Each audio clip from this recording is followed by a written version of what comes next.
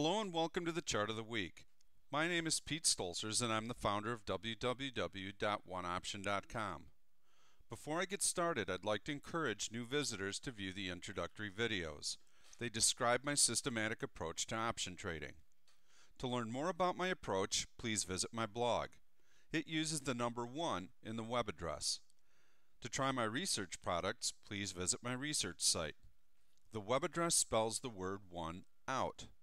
Both sites are linked, and www.oneoption.com will get you where you want to go.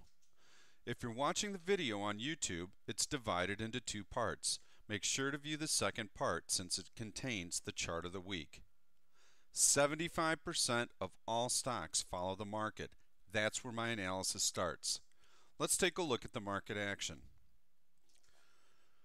This is a chart of the SPY, the S&P 500 depository receipts.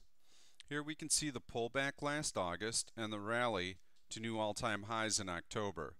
We can also see the dramatic decline that we had right into January and the capitulation low that was formed. The market bounced and retested that low.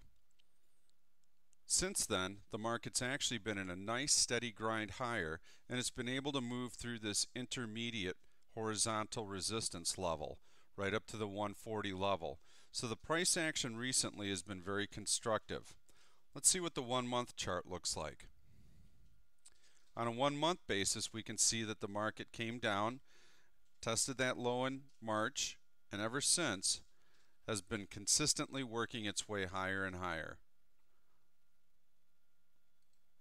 On a 1-week basis, we can see that the market was relatively choppy, pulled back a little bit 4 days ago, and then rallied very, very strong. That was an intraday reversal and a gap up the next day.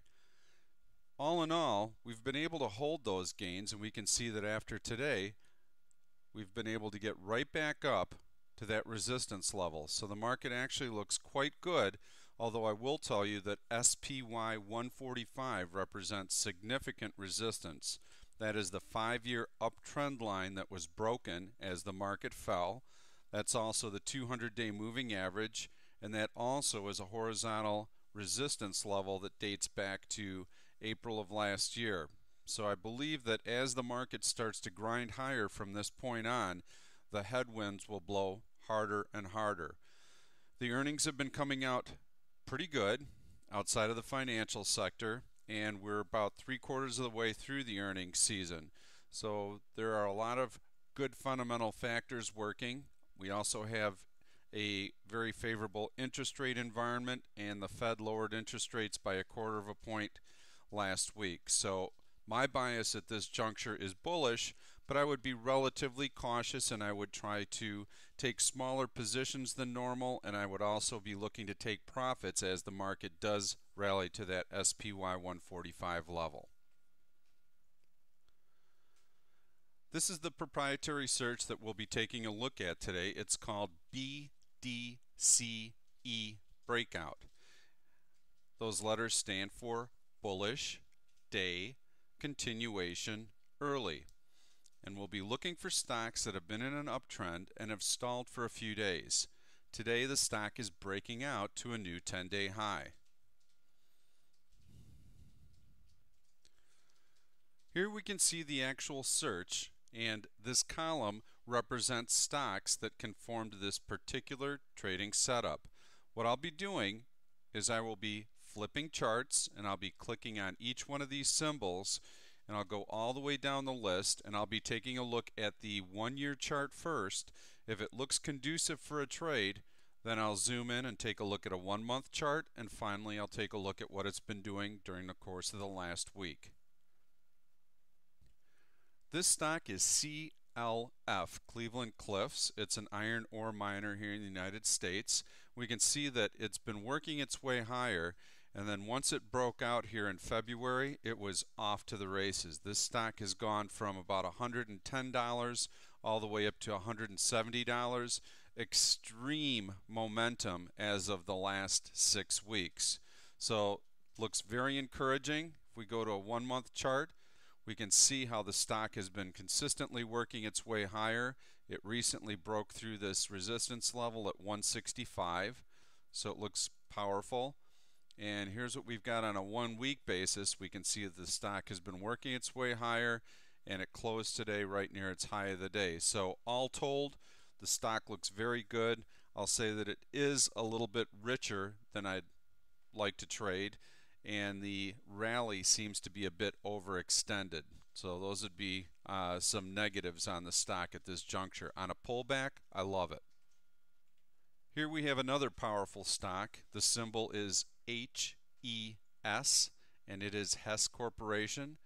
It's in the energy industry, and we know energy stocks have been very bullish recently, and we can see the very, very strong uptrend. The stock spiked up to the $105 level back in December. It got a little bit ahead of itself. It pulled back to support.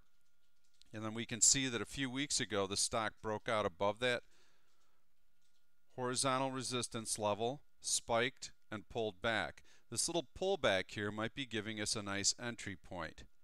On a 1 month basis, we can see that the stock is pretty choppy. We see that initial rally up and the pullback, and now we're back up to that level and we've broken out above it. So my feeling here is that we'll probably want to try and buy a pullback on this one, but not try and buy into the rally and the breakout. We can see that the stock pulled back. This is a 10-point move in 2 days. Here we can see that it rallied up a bit, gapped higher, and then now it's right back up and establishing a new 52-week high. So in the last 4 days, it's gone from $100 to $117. Very powerful.